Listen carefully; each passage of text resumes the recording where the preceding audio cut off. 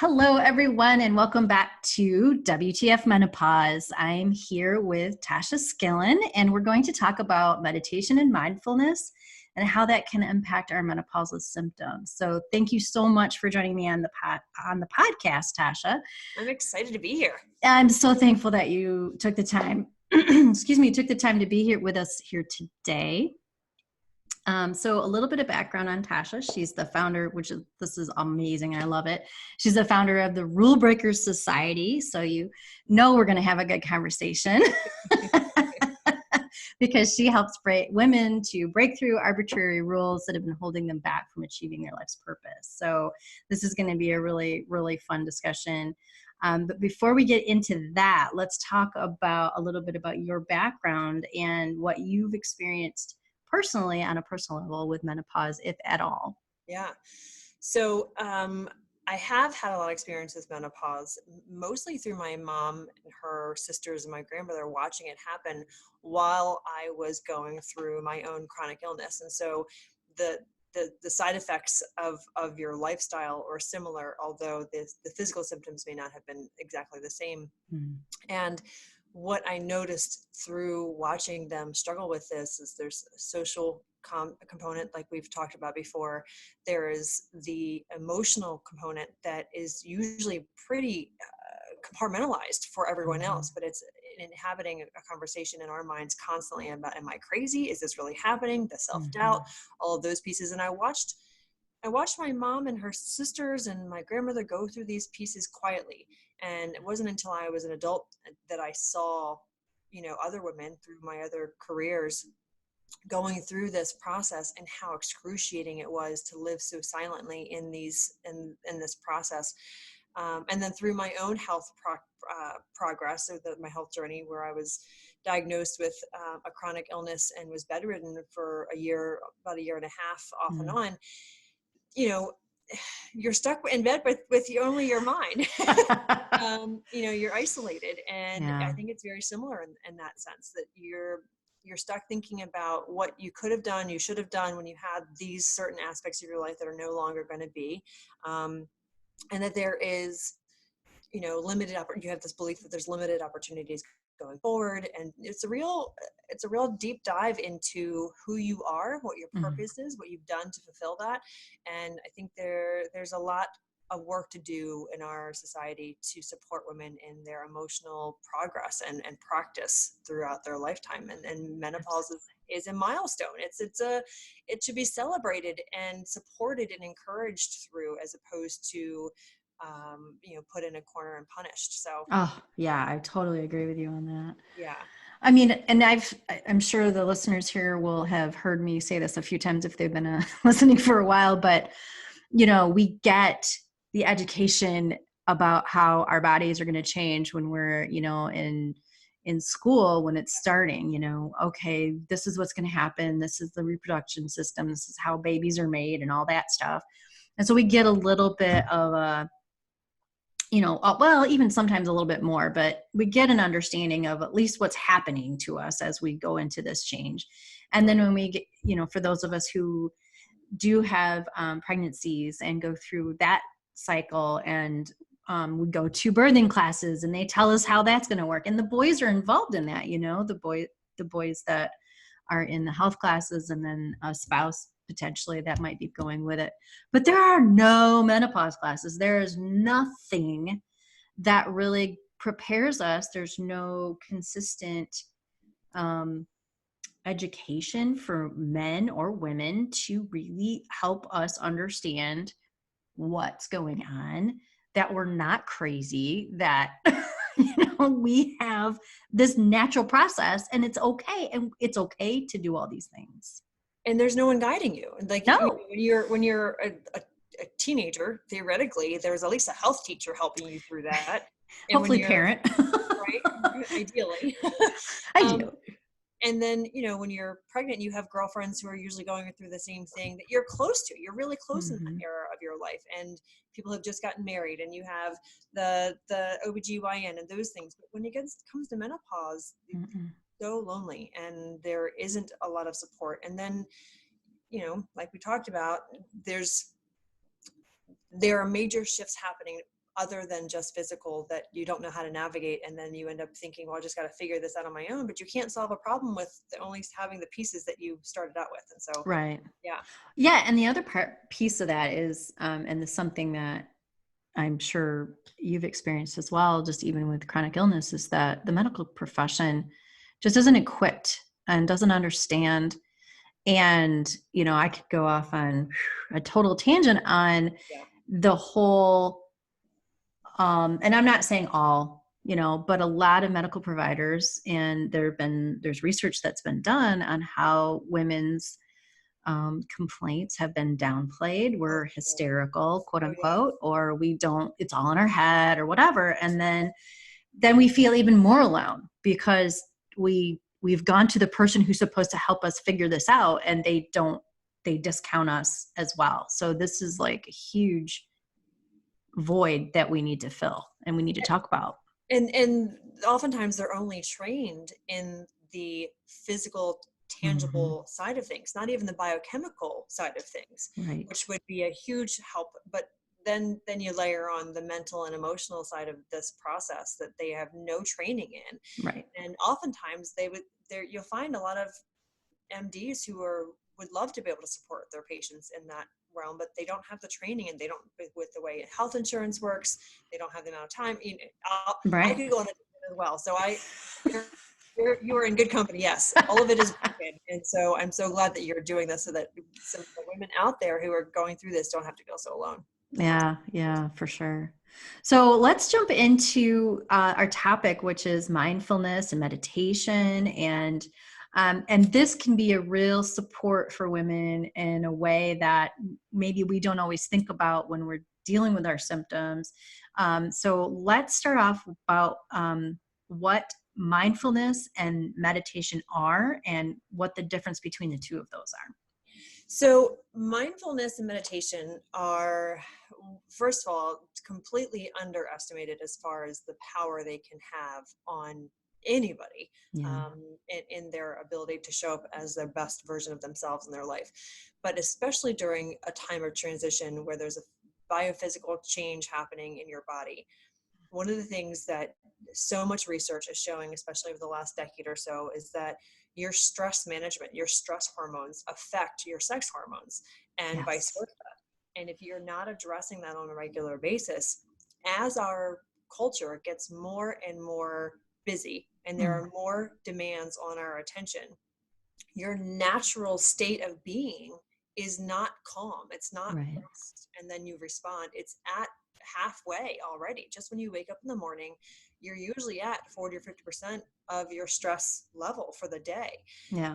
And that takes a toll on your chemistry. And so meditation and mindfulness are an incredibly beneficial and life-changing way to help your body cope with the other things that are happening in your life that you don't have any control over. You don't have control over when somebody in your family has, a trauma or an accident. You don't have control when someone gets sick. And so this mindfulness and meditation are ways for you to help your body, support your systems in multiple ways.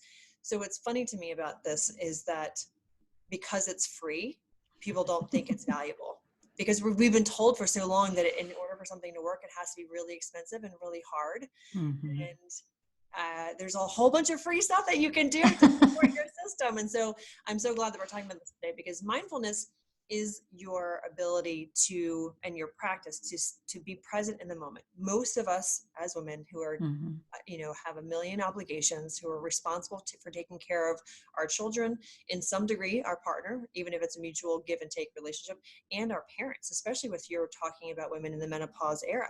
So you have a lot of different people in a lot of different areas that you're constantly thinking about. Mindfulness brings you back to the moment, because if you're constantly thinking about what you should have done in the past or what you need to get done in the future, you're missing moments in your present. And when you bring yourself back to that moment, and you can center with mindfulness activities, and I'll share some of those with you in a second, your body gets more, it just calms down. Your stress level, your hormones that trigger from stress, about worrying about if you're going to have enough time to get the ththings done, if you're going to be able to fulfill all the obligations that you have scheduled for yourself. When you're not thinking about those things, you be mindful, it allows your body to come back to a more level rested state, which means it's not firing off the adrenaline, which then Mm. fires off the cortisol, which then affects your estrogen and your progesterone. So all of these things that you don't know are happening because your body is such an amazing mechanism that it doesn't tell you all of these things are happening. We just deal with the consequences after years of having them. So mindfulness is being present and choosing to be aware of your senses in that moment. So you're thinking about, a mindfulness exercise that I do pretty regularly for myself is food prep, because it aligns with me feeding and fueling my body, and it requires me to pay attention to the knife that's in my hand or whatever tools I'm using, and thinking about the food that I'm looking at the bright colors of the carrots and the greens and things that I'm cutting, smelling the food, being present with what I'm smelling, tasting some of it while I'm prepping it. That it engages your senses. When you are engaging your five senses in the moment you're in, Mm. you're not allowed, your brain doesn't allow you to think about what you should be doing tomorrow or what you should have done yesterday. And it Mm. allows your body to be calm and present, and you end up feeling just better for hours after you do something like that. So the mindfulness is an opportunity for your body and your brain to be in the same place at the same time, which is very, very rare for most. Yes. Totally, totally. I know that's one of my hardest things. I mean, I definitely my I have a running joke that, you know, my brain never shuts off even when I'm sleeping, you know. I Yeah. mean, of course that's true, but I mean, literally I have things going on in the back of my mind that, like, I'm working it out even in my sleep, and I wake up and go, okay, yes, that's where I need to do, or blah blah Yeah. blah, blah, That's you it. know. And so it's so hard to get to that place where you're just like taking that time and really just focusing in. And I think some things too, having older children, I have older children and I have grandchildren, and now I'm like, ooh, I need to be present, I need to be paying Yeah. attention in this space, because I now have this frame of reference of time, you know, just really flying. And so I think that's been helpful for me to just really kind of pull myself back a little bit and not try to be heading 50 million directions. So what's meditation? If mindfulness is being present, then what is meditation? Great question. So mindfulness is a version of meditation. Meditation is a variety of things. Meditation is essentially the ability for you to be aware of what your brain is doing, what your mind is doing. So there's a lot of different meditation types, which is one of the things that I think pushed me away from trying meditation for so long. It had been suggested to me for probably 12, 13 years before I actually tried it, because I was so convinced that I was never be able to shut my mind down. The misconception about meditation is that you're supposed to sit down, clear your mind, and just not think of anything for 20 minutes. And I don't know a person on the planet who can do that successfully. So if we think that we can't do that before going into it, why bother trying? Right. But one of the things that's unique about meditation from mindfulness is it doesn't have to be just in the moment. You can have a meditation experience that's processing old emotion. You can have a meditation experience that is visualizing where you want to go in the future, which is profoundly um, beneficial according Mm-hmm. to so much research that's coming out. I don't know if any of your followers or you've done any following of Joe Dispenza and the Oh quantum yeah. physics. It's incredible what our brains can do, but we have to give it the opportunity to do that. And for me, for the first 2 years of my meditation practice, it had to be guided. I knew I Yeah. couldn't be trusted to be left to my own devices, to not think of anything else, and to be able to finish out whatever that time frame is that I wanted to give myself to be present. So mindfulness is a version of meditation. There are a couple different kinds of mindfulness where you're having those five senses experience. There's also the mindfulness of just practicing breath work, which Mm-hmm. sounds so basic. It sounds so ridiculous that you have to think about and learn to breathe. But most of us are constantly in shallow breath mode. We're Yeah. in stress breathing. And that doesn't allow your oxygen to get to your cardiovascular system as well as it can, or your brain function, which limits your mental clarity, which when we are women with hormones fluctuating, you already are struggling with that. So you need to Right. support the things you can, that Yeah. you can shift. So meditation, some common myths about meditation is that and mindfulness is that you show up and you just clear your mind and don't think of anything else. The reality is you show up and you're your objective is to practice coming back to what you're intending to focus on, the intention Mm-hmm. of the experience. And so, when I was explaining earlier about my food prep Mm. mindfulness, it's not that the entire half an hour that I'm cutting vegetables and putting things in containers, I wasn't thinking about anything else. It's just as my mind drifted to, oh, I need to make sure I do this. I need to make sure I call that person back. I circle back around to, okay, yes, you can do that, but also what's right now? What's happening right now? What do you smell? What do you taste? What do you feel? What do you smell? Hear? Those kinds of things. And so Mm-hmm. it's the circling back around to the intention that is the meditation practice. It's not the completely clearing your mind that I think Yeah. people need to hear. Oh my gosh, yeah. And I had that same misconception too when I first started with meditation. And I admit that I'm not super consistent with my meditation, but I can tell you that it makes a difference when I do it, even inconsistently. I Yes. do feel like that has made a difference in just my patience level, my anxiety, my trigger, like my hair, that hair trigger you get with irritability and Yes. people driving you crazy, and you just feel like your nerves are just right at the top of your skin. um, and I know that especially for me with my breathing and doing some breathing techniques has really made a difference. And I wanted to mention that there's a ton of free resources thanks to the internet. Yes. um, YouTube has an amazing array of guided meditations, so you can literally have a guided meditation just about anything. I looked one up for libido one time and it totally was there. So you Yep. can Yeah. you can do a meditation on that too. So Any aspect of your life. right. I You can mean, do it it's on money mindset. You can do it on your relationships. It can be about your health healing. There are healing meditations that help mhm. your body dial into the cellular level. I mean, it's incredible what resources, like you said, are available now. And there are a bunch of free apps that people can use from their phones and Yep. tablets and whatnot.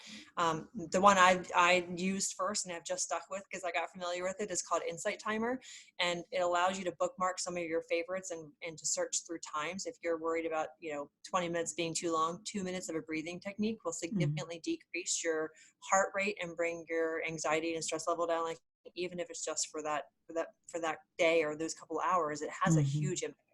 Yeah, for sure. And I definitely recommend it to anyone who will listen. So how do you think, well, we talked a bit about the benefits. Are there any additional like short-term or long-term benefits that you would say either impact women in menopause or just people in general? Yeah, so one of the things I want to make sure we stress to anybody who's trying to get on board with this meditation thing is that, like you mentioned, it's not always easy and it's not necessarily realistic to decide that starting today for the rest of your life, you're going to meditate every day. So what I talk about with my clients who have done the meditation practices is that when you decide to commit to meditate, commit to coming back to it. Don't commit to meditating every day. Commit to yourself that you're going to come back to it as soon as you can, whenever it's possible. But releasing the judgment and the guilt of not doing it every day will allow Mhm. that practice to become more authentic and often for you. And the benefits of this is, not only emotional with the anxiety and the stress, but biophysical. So one of the things when I was lying in bed waiting for my body to heal, I did a lot of research on the nervous system because that's one of the major challenges for my health condition. And the parasympathetic nervous system and the sympathetic nervous system are so incredibly connected to the the reproductive hormones that we are moving through in the Mhm. different phases of being a woman. And the more you can regulate those systems, the easier Mhm. it is for your body to make the transition from premenopause through menopause. Mhm. The functional medicine practitioner that I see um, said that menopause should only take 6 months, and most of the women that I know are taking years to get through Yeah. menopause. And it's because biochemically there are so many other factors that are jacking up the trigger response that's supposed to allow your body to healthily move through that 6 month period. And with the research I've done for the nervous system, the more often you can regulate your stress hormones, the easier it is for the other hormones to talk to each other. The Right. cells can talk to each other, they can talk to the brain, they can talk to, the cardiovascular system, and the communication is going to get clearer because you don't have extra factors screaming and yelling for attention from the parts of your body that are supposed to be supportive as opposed to disruptive. And so when you meditate, you allow your body one more quieted audience member for the transition of the menopausal hormonal fluctuation.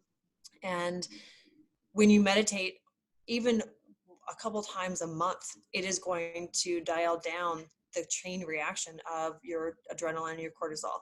So the parasympathetic nervous system can be regulated by your choice. The sympathetic nervous system will be regulated by the parasympathetic nervous system. So the sympathetic nervous system, for those of you who are listening who aren't necessarily as nerdy and geeky as I am about these things right now, is the stress reaction. So when you slam on your brakes when you're driving because something ran in front of you or somebody's on their phone in the car in front of you and they didn't pay attention, you slam on the brakes, and that jolt that you get that goes from your fingers to your toes, that is your body's stress response reacting. For some of you, and for me, and it still is this way, I'm still working on healing my nervous system after so many years of damage. Even the sound of a phone alarm going off can just put you on edge and really jolt you. That is a sign that your sympathetic nervous system is deregulated. And when it's that often that you're having that kind of physical response to stress, you are triggering another wave of stress hormones that are going to yell and throw a tantrum that does not allow for your reproductive hormones to communicate effectively. When you engage the parasympathetic nervous system, which is what you do when you meditate or you're using mindfulness activities, it helps your parasympathetic nervous system know that it has a role in the system. It allows it to get stronger. Its roots get deeper into the conversation that is happening within your body, and it's more likely to be able to shut down the sympathetic nervous system as soon as it is feeling safe enough to do so, which then allows for communication to be clear, and everybody who needs to be talking to each other at the time can.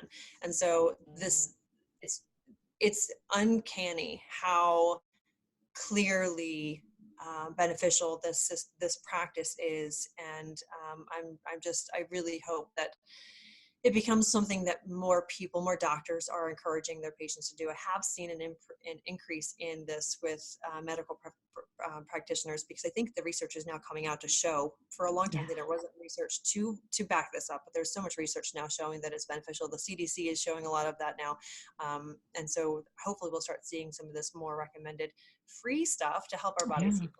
For sure. And I actually it totally falls into line. I was listening to an OBGYN who specifically works with women in menopause. And she was talking about, when we think about hormones, what in menopause, we think about, estrogen and testosterone and even progesterone, but the most important one is oxytocin, which is essentially the lever on the other side of that is cortisol. And so if your cortisol is jacked up all the time, your oxytocin, which is your happy hormone, essentially what makes you feel good and relaxed and, good with the world, you can't have that feeling if your cortisol is so far out of whack that you can't even, or oxytocin just doesn't have an opportunity to really exist. And you have all these other connections that go with it. I'm a nerd when it comes to hormones too, of course, but, and there's a whole lot of other chain events like weight and all these other things that happen because of it. So it makes perfect sense that if you can't get to a place where your body is calm and the rest of the system is doing what it's supposed to do, you're really disrupting it. And I'm surprised to hear that your functional doctor saying it 6 months, because what do they say? The average is 10 to 15 years that many women, 7 to 10, 10 to 15, depending on some situations. And so bananas. I know they say that's the average. And I'm like, that's a long time to be going through a lot of these symptoms, and to have it be something where, or have someone say, well, if your hormones were just, if you could get things calmed down enough, you could get through these symptoms and you wouldn't be as nearly stressed out. That just blows my mind. And I'm sure it's so hard to hear, having, for some people who've been in it for 5 years, like, oh, I could have been Yeah. only for 6 months. Are you kidding me? Yeah. And like you said, the oxytocin can't be heard within your body if the cortisol is so loud, and then the cortisol creates weight gain. So Yes. and I know you know this, Yeah. but when I learned that the reason I wasn't able to lose this certain weight right around my waist was because my cortisol was so out of control. Yeah. I was furious that I had worked so hard and poured so much energy and time into doing something that was actually depleting my body because I was creating more stress. Yeah. And this misinformation out there is really unfortunate. So Yeah. meditation, ultimately, if done regularly and really turned into a practice as opposed to this thing you have to achieve, can have multiple benefits across the board with relationships, your weight, your physical appearance, your energy, all of those things. Mm-hmm. Yeah. For free. For free. It's so free. That's the best part. Yeah. So you have that Rulebreaking Society, Yeah. and what you have a rule breaking framework that you use with your people. So how does that work, and what results do your clients get from using your framework? So when I'm working with clients, we're focusing on your purpose, and the number one factor for someone's overall happiness is having meaning, having a meaningful existence. And for a lot of women, for many years, that's being a mom, Mm-hmm. and it's being a supportive partner. And although those roles are incredibly valuable and essential for us to take seriously and invest time and energy in, there needs to be something that is going to follow that up, because eventually, if you're doing it right, your kids are going to be on their own doing their own thing, right? Right. And so what we focus on is really getting in tune with who you are as a woman, who you are when you're not a mom, you're not a wife, you're not a team leader, you're not being the one that's called on and asked to help all the time for volunteering for church or for school or for the neighborhood. Mm-hmm. Who are you without all of these roles that define you according to everyone else? What is it that you're supposed to do here on this planet? What impact are you supposed to have? And I find that a lot of women, because they've been such good caregivers for the people that they love, Mm-hmm. not only have they put themselves on the back burner when it comes to health, which I know you're seeing constantly, Mm-hmm. but they're also not even sure what it is that fires them up anymore. Yeah. And so we go through a series of questions and conversations that helps them kind of pull back the layers of these rules that they've been following. You can't take care of yourself. You can't pursue a dream you have, because then it's going to make your kids think that you don't love them. You can't pursue this launching a business or launching a nonprofit or writing a book or any of these dreams that probably were pretty vibrant earlier in your life, that got layered on, well, I need to take care of this person. I need to make sure I take care of this. I have to be available for all these other people. Mm-hmm. And so we pull back all these rules that were pretty arbitrary. They were handed to you and handed to me and handed to all of us, based on most of our ancestors being in survival mode. So we pull back these rules and we figure out, what is it if everything could go exactly as planned, if everything was meant to be flawless and you were meant to be this thing that you are dreaming to be, what would that look like? And what rules would you have to adopt? What rules would you have to release to allow that to become true? And if you could do that while deepening your relationships rather than being fearful that you're going to disconnect from them, would that be something you would want to pursue? And when we approach it in that respect, then we end up finding that there is so much to offer, and there's so much energy, and there's so much freedom in that practice of tapping into who you are, what it means for you to be healthy, not according to what everyone else thinks, not according to what the standardized diet is. What does it mean for your individual body to be healthy? What does it mean for you to have creative expression? What does it mean for you to be a friend? What are the definitions for you to be a friend? What do you need from a friend or from a partner, or from your children, your parent-child relationship? So we look at that framework of these life elements, to all with the purpose of fulfilling your purpose, all with the intention to create practices to align you with overcoming these false beliefs that we've been handed, and really diving fully into making choices that align with what is going to allow you to have a meaningful impact and be unforgettable in what you leave as a legacy in the world. Yeah. Well, and it's so interesting because I think a lot of women that are going through this transition of menopause, a lot of us are empty nesters. It's not always the case, but it's a big group of us. And so I think this empty nest syndrome slash menopause slash all these things that are coming into our lives and happening in this, all the swirl and everything that's happening, I think a lot of us are kind of taking a step back and looking at and going, what am I doing? And what am I going to do for the rest of my life? And there's quite a bit life there left to live. Yes. We're not even close to the end. And what's the purpose? What am I here for? And now I have the time to focus on it. And what does all that mean? And I think also I say that my filter has broken a bit with my hormones and all the things. My BS factor is low and all that.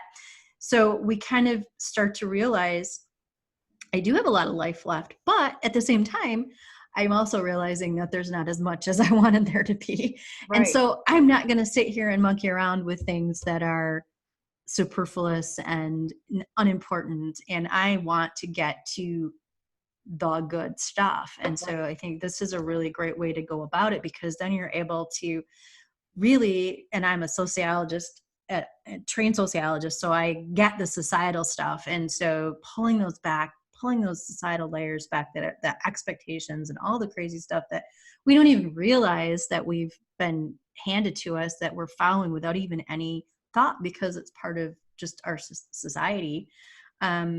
It's so important, because that's what holds us back. We don't even know why a lot of times.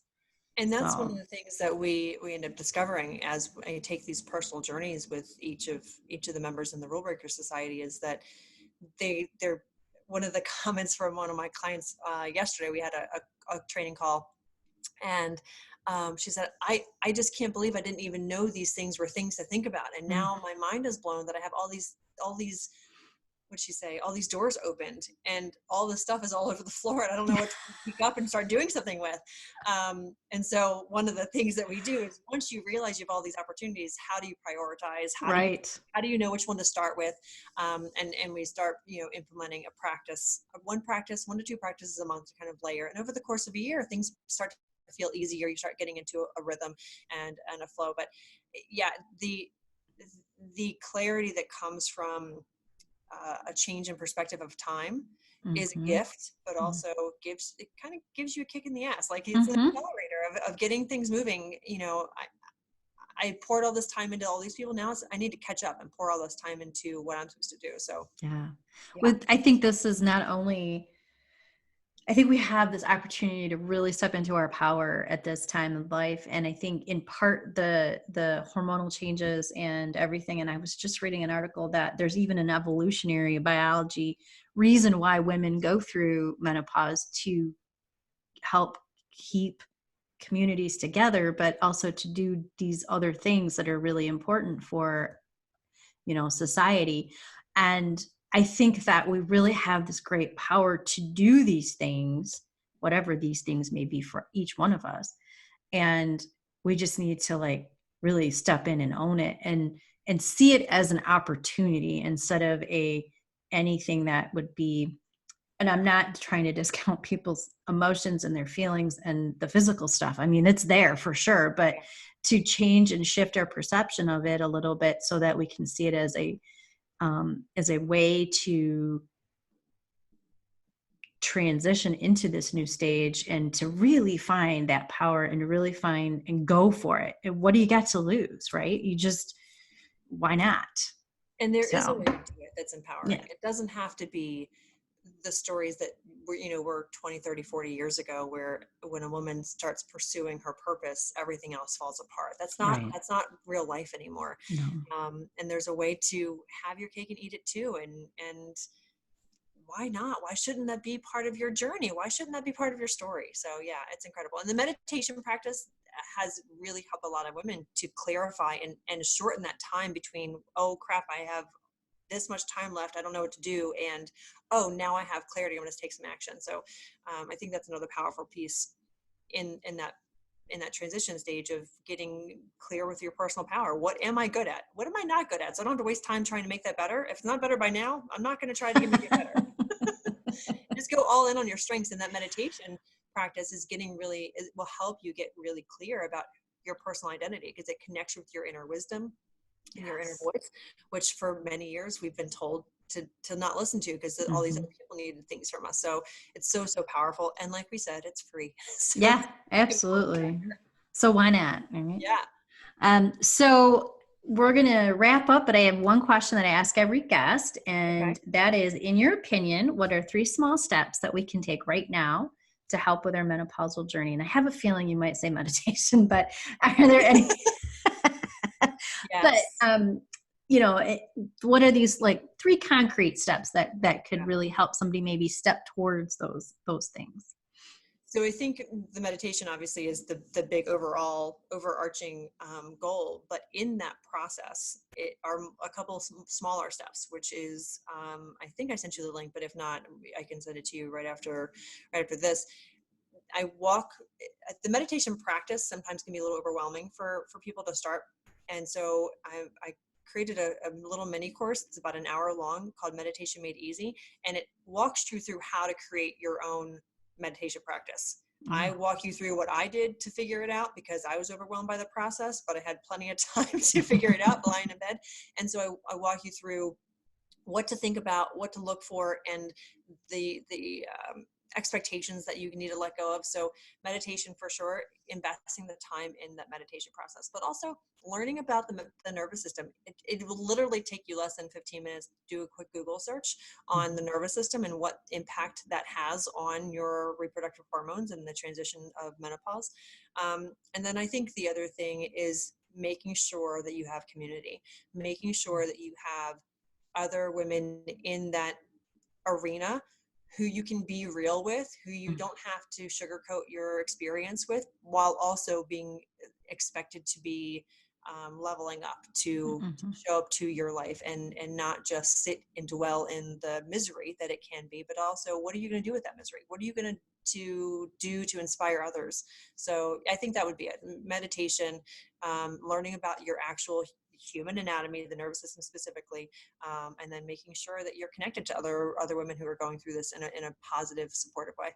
Yeah, awesome. I think those are really, really key steps as well, for sure. So thank you again so very much for being here. I really appreciate it. And if anybody wants to follow up with you, how can they find you? Yeah, they can go to rulesandrebellion.com. They also can follow me on Facebook at facebook.com/Tasha Skillin, and then Instagram.com/Tasha Skillin. Super easy to find me everywhere. Awesome. And we'll definitely have those links in the show notes, and I'll make sure that we get that link that you mentioned just a few minutes ago as well. Yeah. And have that in the show notes as well. So again, thank you so much. And I really appreciate you being here. Absolutely. Looking forward to talking again soon. Yeah, thank you. And for everyone, we'll see you next week.